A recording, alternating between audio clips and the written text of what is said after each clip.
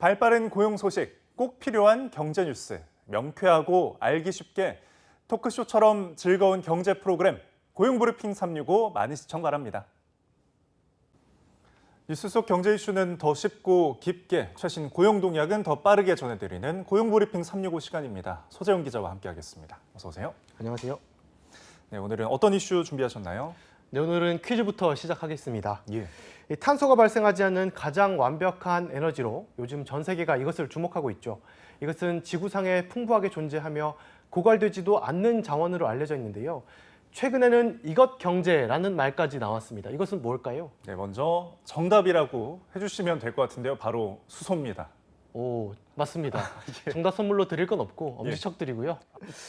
네, 주요 기업들이 앞다투어 수소 사업을 이 미래 성장 동력으로 내세우면서 투자와 체질 개선에 나선 이유, 이슈픽에서 한번 짚어보겠습니다.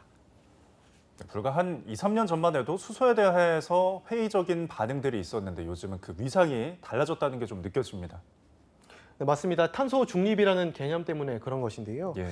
탄소 중립은 오는 2050년까지 이산화탄소를 배출한 만큼 흡수해서 실질적인 배출량은 0으로 만든다는 계획입니다. 미국과 유럽 등 주요 선진국 그리고 우리 정부의 목표이기도 합니다. 그 부분에서 탄소 배출이 필요 없는 수소가 꼭 필요한 영역이 된 건데요. 탄소 배출 제로, 화석연료 제로 달성을 위해서 현재 수소 에너지 외엔 답이 없기 때문입니다. 그래서 요즘 수소 산업이 미래 성장 동력으로 주목받고 있습니다. 네, 성장 동력으로 주목받고 있는다고 하지만 사실 시청자분들께는 좀 멀게 느껴지기도 하는데요. 좀 더 구체적으로 수소를 활용한 기술 어디까지 적용이 가능한 건가요? 네, 일반적으로 우리가 생각하는 영역보다 굉장히 넓은 영역에서 수소가 사용되고 있습니다. 예. 예를 들어보면요, 이 대형 트레일러도 수소 연료로 장거리 운행이 거뜬하고요. 드론도 수소 연료 전지를 장착하면 일반 드론보다 4배나 더 긴 시간을 비행할 수 있습니다. 수소는 리튬 전지보다 가볍고 더 많은 에너지를 담을 수 있기 때문입니다. 그래서 송전탑이나 다리 구조물을 점검하기도 하고 섬을 오가면서 물건을 실어 나르기도 합니다. 또 군용 지프는 물론이고 도심 전차인 트램, 굴착기와 지게차까지 모두 수소 연료로 움직일 수가 있습니다. 이외에도 수소의 확장성은 무한하기 때문에 기업들의 미래 먹거리로 주목받고 있는 겁니다. 네, 그래서 이번에 기업들이 손을 맞잡고 수소 산업에 뛰어든 거군요. 네, 지난 8일이죠. 저도 직접 갔다 왔는데 이 국내 대기업 총수가 한자리에 모여서 수소 연합체를 출범시켰습니다. 예. 현대차, SK, 포스코, 롯데, 한화 등 굵직굵직한 기업들은 모두 참석했습니다. 차 잘 만들어도 주유소가 없으면 소용이 없는 것처럼 수소 역시 인프라 구축이 핵심이기 때문입니다. 생산부터 운송, 소비에 이르기까지 굉장히 다양한 단계가 있고 그 기술들이 연계되고 같은 표준화해서 또 같이 호환이 돼야 되기 때문인데요. 결국은 다 같이 움직여야 되는 셈이죠. 결국 한두 개 기업만 잘해서는 성공할 수가 없다는 뜻이기도 합니다. 네, 다 같이 손잡고 수소 사회를 앞당기기 위한 미래 비전과 기술을 공개하기도 했는데 이번에 투자 규모 굉장히 크더라고요. 네, 그렇습니다. 일단 현대차와 SK, 포스코, 한화, 효성 등 5개 그룹사가 2030년까지 43조 원을 수소 사업에 투자할 예정입니다. 수소차 중심의 모빌리티부터 수소를 활용한 발전 사업과 수소 생산, 유통, 저장 사업에 이르기까지 수소 생태계 전반을 아우르게 됩니다. 현대차는 당장 2030년까지 수소 전기차 50만 대, 수소 연료 전지 시스템을 70만 기 생산할 것이라고 밝혔습니다. 현대자동차는 최근 2025년부터 모든 신차를 수소, 배터리 전기차로 출시하고 2030년까지 8개 모델의 수소 배터리 전기차 라인업을 완성한다는 목표도 밝힌 바 있습니다. 네, 기업들의 발표가 선언적 성격이 크다는 점을 고려하더라도 이번 현대차 목표는 상당히 공격적인데 다른 기업들은 어떻습니까? 네, SK도 앞으로 5년 동안 모두 18조 5천억 원을 투자해 수소 생산, 유통, 공급에 이르는 밸류체인을 구축할 계획입니다. 예.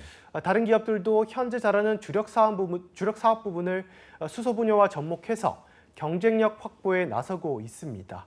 포스코는 기존 철광 생산력 기술을 활용해 한화는 태양광 등 신재생 에너지로 효성은 세계적 기업과 손잡고 각각 수소 생산 능력을 키우려고 노력 중입니다. 네, 이렇게 각 기업 일제히 모든 역량과 자본을 투자한 수소 사업 계획을 내놨는데 그만큼 이 수소 경제 시장이 엄청난 발전 가능성이 있다는 거겠죠?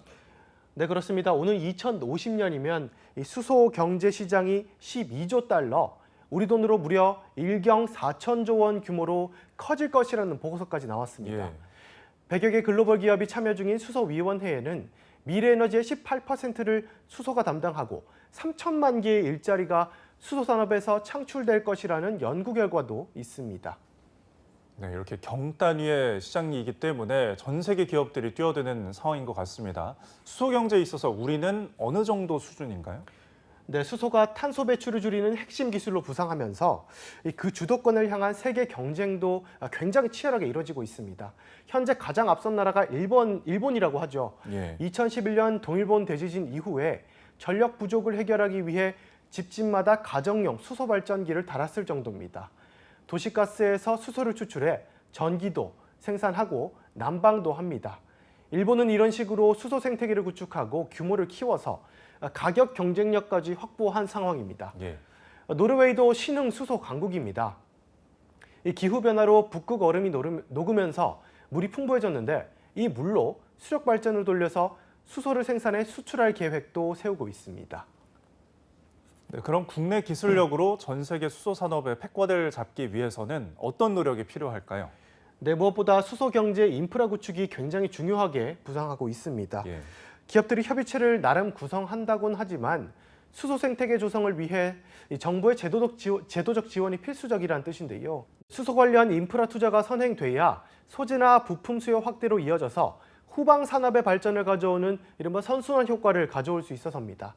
또 기업들의 지속적인 투자를 이끌어내려면 세제 지원 같은 당근책도 병행되어야 한다는 지적입니다. 그래서 정부는 올해 안에 수소경제 로드맵 2.0을 발표해 국내 수소 생태계 구축을 뒷받침할 계획입니다. 네, 수소 경제를 최대화도로 꺼내든 국내 주요 대기업들의 행보에 정부의 적극적인 뒷받침까지 더해져서 수소 경제 글로벌 선두가 되길 기대해 보겠습니다. 오늘도 소재영 기자와 함께했습니다. 감사합니다. 감사합니다. 네, 지금까지 고용브리핑 365였습니다.